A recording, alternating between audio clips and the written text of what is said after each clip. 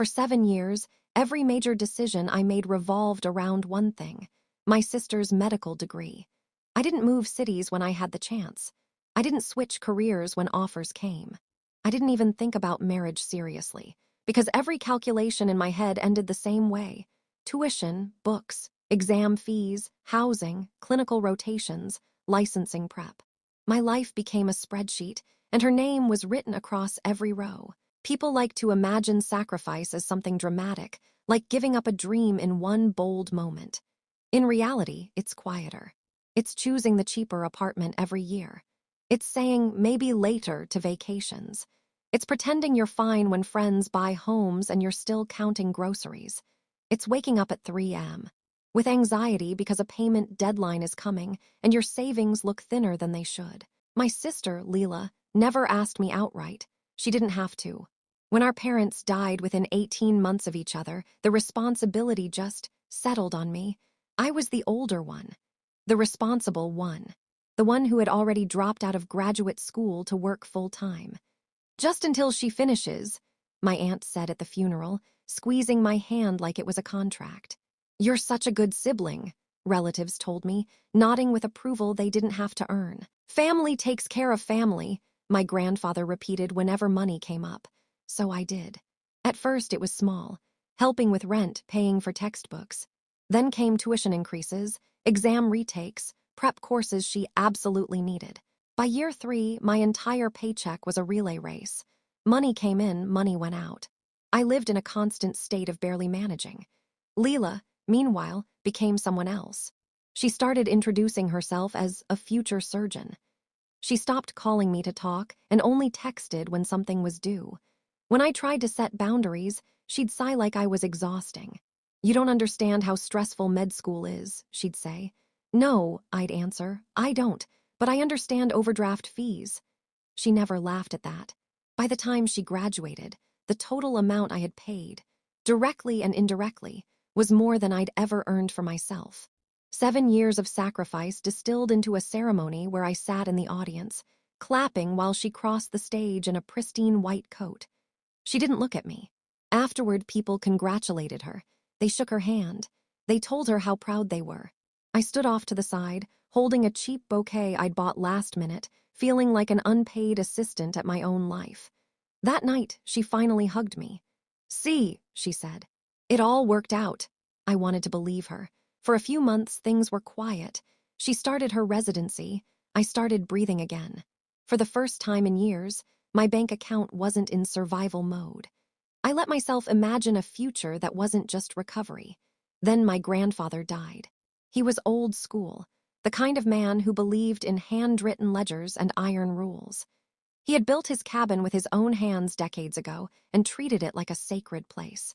Growing up, that cabin was where holidays happened, where arguments paused, where family pretended to be functional. He always said the inheritance would be fair. I didn't worry. I had nothing to hide. I assumed the will would reflect reality: who contributed, who sacrificed, who showed up. The letter from the estate attorney arrived on a Tuesday. The meeting was scheduled for the following Friday. Leela didn't call me. She didn't text. She didn't even acknowledge that our grandfather was gone. On Thursday night, she finally sent a message. "We need to talk before tomorrow." We met at a cafe halfway between our apartments. She arrived late, impeccably dressed, scrolling on her phone like this was a networking meeting instead of a family reckoning. "I'll be direct," she said, before I'd even sat down. "I'm contesting the distribution." I blinked. "What distribution? We haven't even seen the will." She looked up at me then, eyes sharp, voice calm in a way that felt rehearsed. "I deserve more," she said. "I've sacrificed my entire youth for my career." I felt something cold move through my chest. "Leela, I paid for that career." She smiled, thin and humorless. "That was your choice." I stared at her, waiting for the punchline that never came. "You don't actually think you're entitled to anything extra," she continued, lowering her voice. "Your only job was to sacrifice. That's your place in this family." The words landed heavier than any insult she'd ever thrown at me. I stood up without finishing my coffee. "If you want to do this," I said quietly, "then do it." She didn't stop me. She didn't apologize. She didn't even look surprised. The next morning, I was served papers. She wasn't just contesting the will. She was suing me over our grandfather's inheritance. I didn't cry when the papers arrived. That surprised me. I'd imagined anger, maybe panic, maybe even shame. But when I read my sister's name listed as the plaintiff and mine as the defendant, what I felt was something colder. Detachment. Like the final click of a lock I hadn't realized was already turning. If she wanted court, she would get court. The weeks leading up to the hearing were surreal. Leela moved fast. She always did when she felt entitled. She hired an aggressive attorney, filed motions, and spoke to relatives before I had the chance. By the time I heard from anyone, the narrative had already been written. She worked so hard, my aunt told me over the phone. You should just let her have it, a cousin said, like he was suggesting I give up a seat on the bus.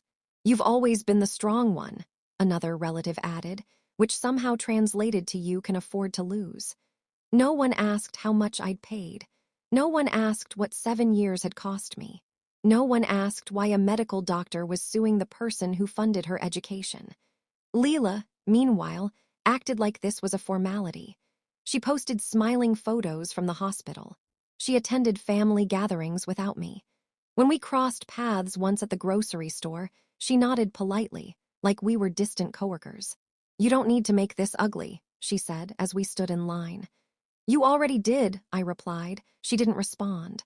What Leela didn't know, what no one knew, was that I had stopped reacting emotionally the moment she said, "That was your choice." Because that sentence forced me to revisit every detail I had ignored.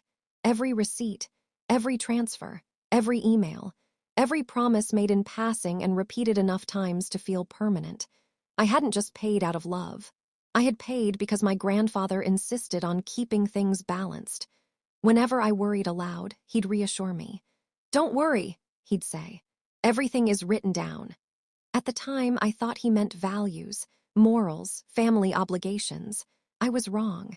3 days before the hearing, I went to his old cabin alone. It was exactly how he'd left it. Same chair by the window. Same ledgers stacked neatly in the drawer of his desk. He had been meticulous, almost obsessive, about records. Dates, amounts, notes in the margins. I sat on the floor and opened the oldest ledger, and that's when I understood.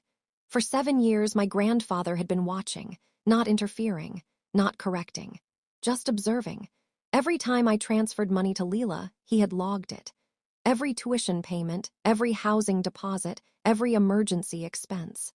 Next to each entry in his careful handwriting was the same note, advance from my name, to be reconciled. By the time I reached the final page, my hands were shaking, because there was another document clipped inside the ledger, an envelope, addressed to the court. The morning of the hearing, Leela arrived confident and composed. She wore a tailored blazer and sat straight-backed beside her attorney. When she saw me, she smiled, small, controlled, victorious. Her lawyer spoke first. He painted a story of sacrifice, of ambition, of a young woman who had lost her youth to medical school and deserved compensation. He described me as financially stable and implied that my support had been voluntary, informal, and non-binding. Then Leela spoke. She looked directly at the judge. My sibling always wanted to help, she said. That was their role in the family. I never asked for special treatment. I just expect fairness. The judge nodded, neutral. When it was my turn, my attorney stood, but I raised my hand. I'd like to address the court directly, I said. Leela's smile faltered just slightly. I didn't argue. I didn't accuse. I didn't raise my voice. I walked to the bench and handed the judge the envelope. This was prepared before my grandfather passed, I said calmly. He instructed me to submit it only if this situation arose. The judge opened it. He read silently. For a long moment, the room was completely still. Then he looked up at Leela and laughed. Not loudly, not cruelly, but genuinely as if something absurd had just resolved itself. I'm sorry, he said, shaking his head. I needed to be sure I was reading this correctly. Leela leaned forward. What is it? The judge turned the document around so everyone could see. It was my grandfather's reconciliation statement, a legally notarized accounting of every dollar I had paid on Leela's behalf, classified not as gifts, but as advances against her share of the inheritance. The total exceeded the value of the cabin, exceeded the liquid assets, exceeded everything. In fact, the judge continued, according to this document, your share has already been exhausted. Leela's attorney began speaking rapidly, objecting, questioning authenticity. The judge held up a hand. This is valid, he said, and frankly, it's thorough. He looked back at Leela. You're not owed money, he said. You owe money. Her face drained of color. The judge's ruling was brief. The cabin was sold. The joint accounts were closed, and the remaining balance, what little there was awarded to me. Leela said nothing as we left the courtroom. She didn't look at me, she didn't apologize, she didn't ask how I knew. Weeks later, the bank statements started arriving. Refunds, transfers, final reconciliations. Each envelope felt lighter than the last. I haven't spoken to my sister since, and that's fine. Because for the first time in 7 years, I don't feel like I sacrificed anything. I simply stopped paying for someone else's future and started reclaiming my own.